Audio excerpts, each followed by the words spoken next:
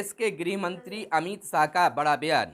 मोदी जी गरीब कल्याण योजनाओं से मिलेगी प्रचंड जीत। और यूपी, उत्तराखंड व गोवा में इम्तिहान की घड़ी। हिजाब पर सियासी हंगामा जारी। हाई कोर्ट में आज होगी सुनवाई। मेडिकल छात्र एक परिवार गोद लेगा। और सरपंच पद के लिए दी प्रवेश परीक्षा। सूबे के 1 लाख किसानों की सम्मान निधि फंसी। और इधर किसानों को हर साल मिलते हैं 6,000 रुपये। और जनता दरबार में मुख्यमंत्री कार्यक्रम का आयोजन आज, यानी कि आज मुख्यमंत्री जनता दरबार लगाएंगे और लोगों का फरियाद सुनेंगे, समस्या सुनेंगे। बिहार की अर्थव्यवस्था कोरोना के झटके से उबर रही है।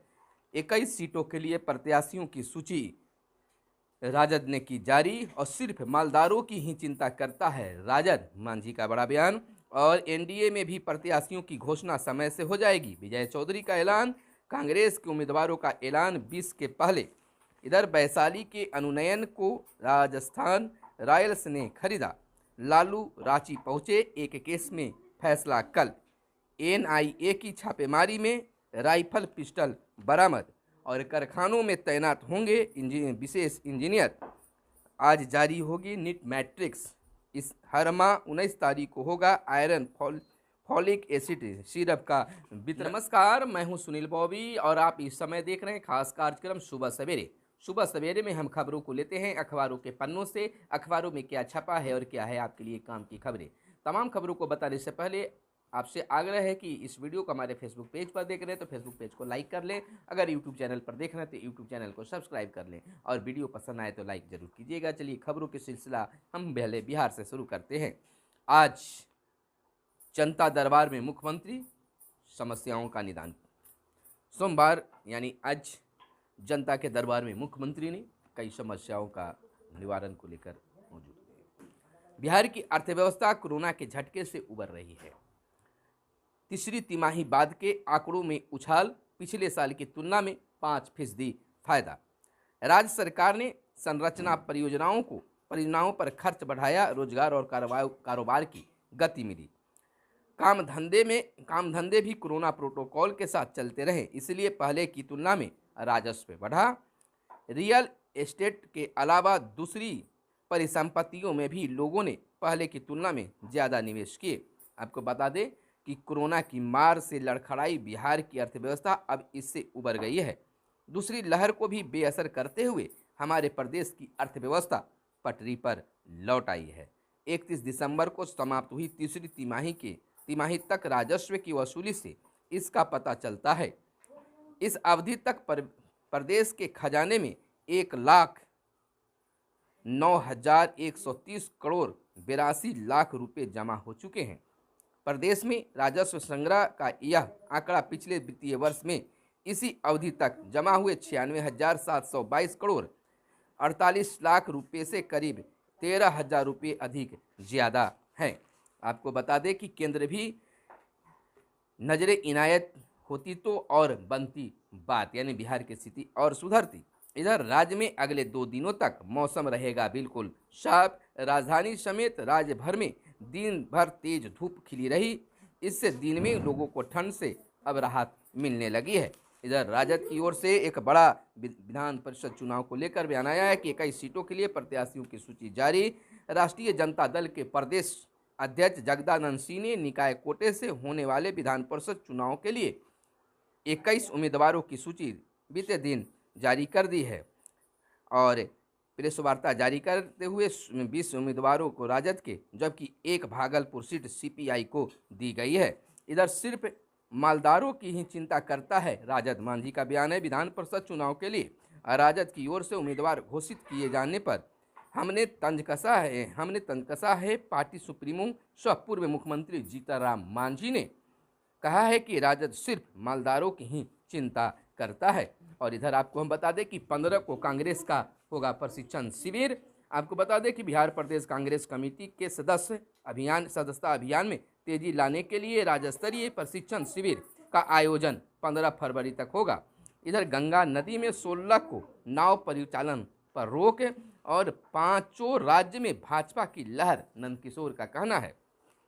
इधर बीआईए ने दी राहुल बजाज को श्रद्धांजलि और एनडीए में भी प्रत्याशियों की घोषणा समय से हो जाएगी। विजय चौधरी, स्थानीय निकाय कोटे से बिहार विधान परिषद की 24 सीटों पर होने वाले एनडीए के उम्मीदवारों की घोषणा भी समय से हो जाएगी।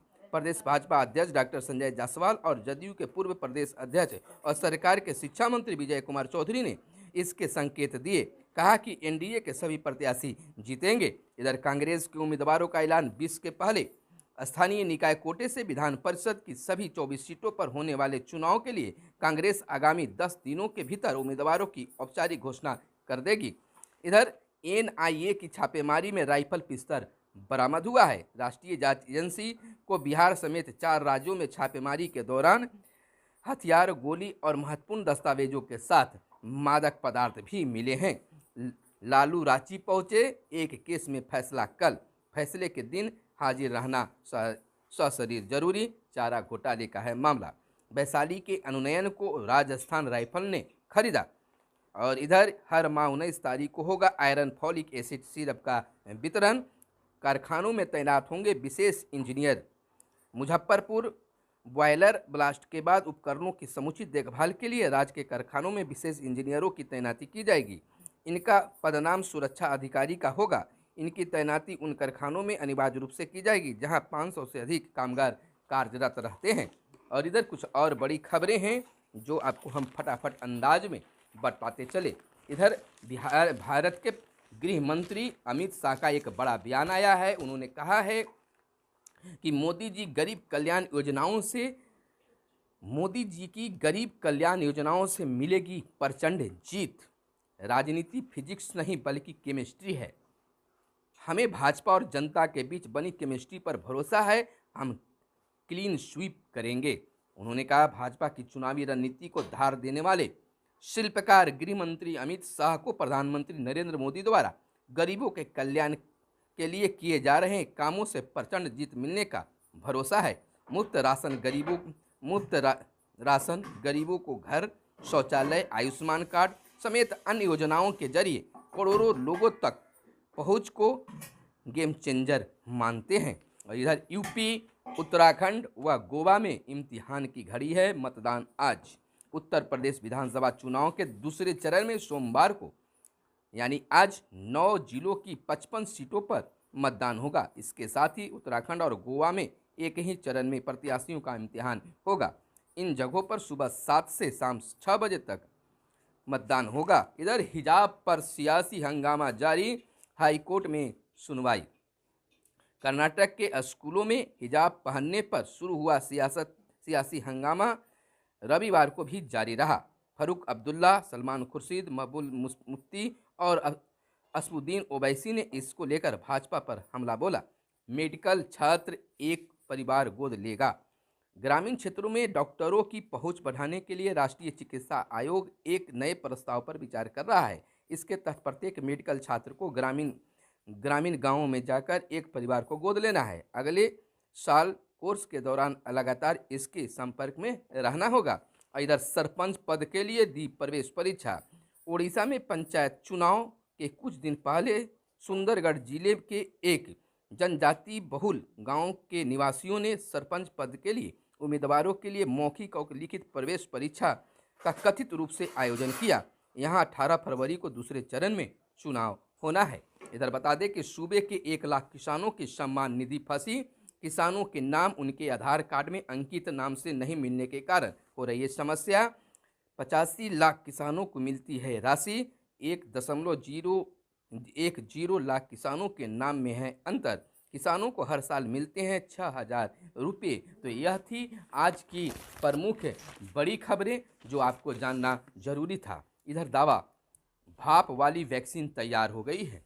वैज्ञानिकों ने भाप वाली कोरोना वैक्सीन बनाने का दावा किया है। इसे सुई से नहीं लगाया जाएगा बल्कि यह सांसों के जरिए भीतर जाएगी। कर्नाटक की मैकमास्टर यूनिवर्सिटी के शोधकर्ताओं ने यह टीका बनाया है। और इधर 70% किशोरों को लगी टीके की पहली खुराक। कोरोना के नए केस 50,000 से कम हुए। तो यह थी आज की हर छोटी बड़ी खबरें जो आपको जानना बहुत ज़रूरी था। तो फिर मिलते हैं अगले वीडियो में, तब तक के लिए दीजिए इजाज़त। धन्यवाद। जय हिंद, जय भारत, वंदे मातरम।